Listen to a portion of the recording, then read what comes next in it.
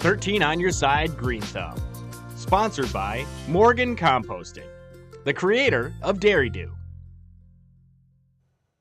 Our Green Thumb segment continues. This week, we're talking dirt. Our chief meteorologist, Samantha Jacques, is getting her hands dirty to find out about soil and how choosing the right one can help your plants bloom. Now, whether it's beginning with an in-bed garden or you've got your raised beds, your vegetables, it might not necessarily be your fault that they're not going perfect each summer. It might go down to the soil. Yeah, absolutely. So, there's a lot of questions we get in the spring of what type of gardening and, hey, I'm putting a garden in, what should I do?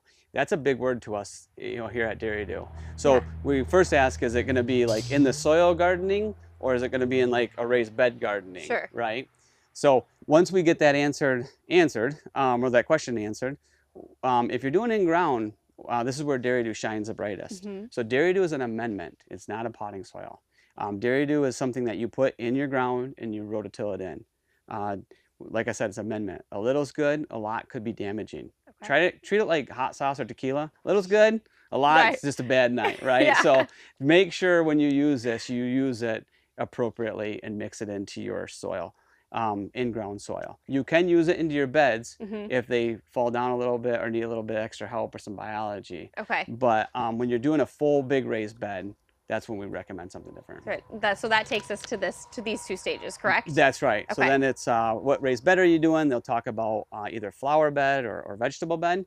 And we launched the Flower Dew 201 years ago, and our thoughts behind it was we want as many ingredients in there as possible. We want this to be a complete potting soil. We want to load it up with phosphorus and load it up with minerals.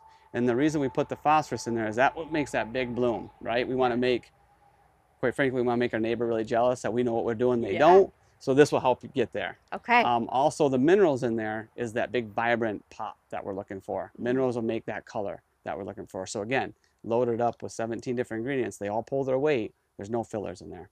And then the final step, because we all want that perfect tasting tomato, right? And that doesn't always come from the grocery store. Yeah. And if you want to grow that in your backyard, what do you need? Yeah, so the Veggie Dew 301 is a brother to the 201. We changed the nutrient up a little bit because a vegetable requires a different nutrient than a flower. So we load up the nutrient a little bit different. And then, of course, we put a lot of minerals in there. And it's like going back to like great-grandpa. When we went to his house, we ate his tomato. I was like, man, this tastes really good. What did you do different, right? So this is just going back to what great-grandpa used to do, putting Dairy Dew in there, worm casting, and the minerals will make your tomato taste like a tomato again.